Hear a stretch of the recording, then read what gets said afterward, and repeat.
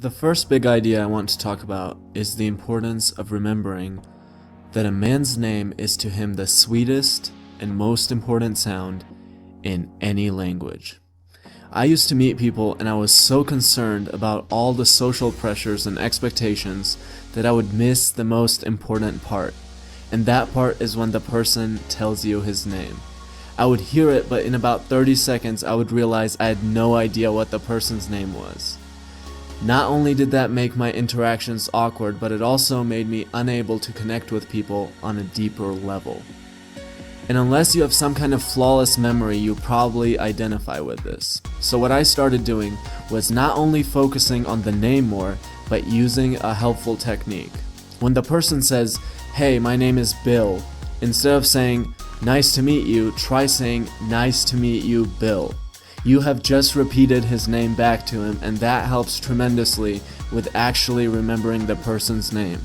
You will also start to notice that people feel more connected to you and respond better when you use their name, and it is because a man's name is to him the sweetest and most important sound in any language. Now, the following story combines two big ideas. If you are wrong, admit it quickly and emphatically, and make the other person feel important and do it sincerely.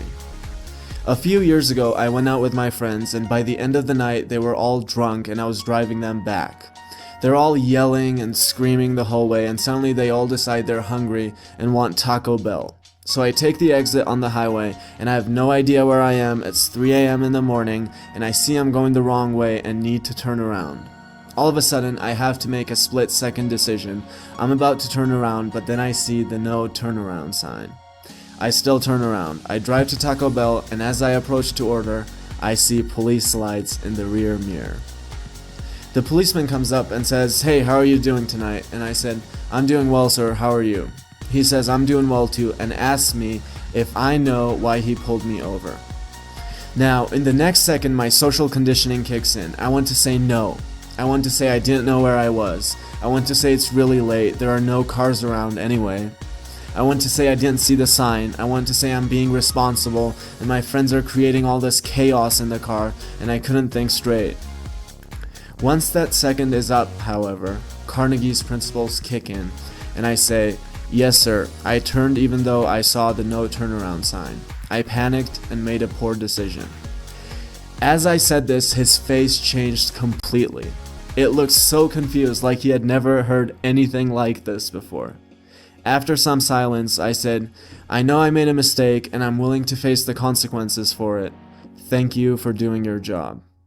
And he kept looking back in confusion and amazement, then smiled like he had never been that happy in his entire life, and said this while he handed me my driver's license.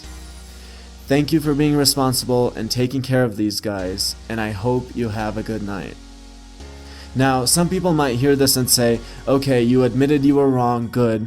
You made him feel important, good, but you weren't being genuine." And look, could I have pulled this off without being genuine? Possibly. But I do really appreciate that policeman doing his job. I really do.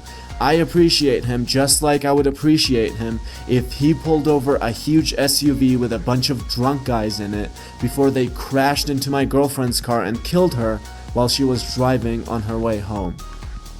So the three big ideas are: remember that a man's name is to him the sweetest and most important sound in any language.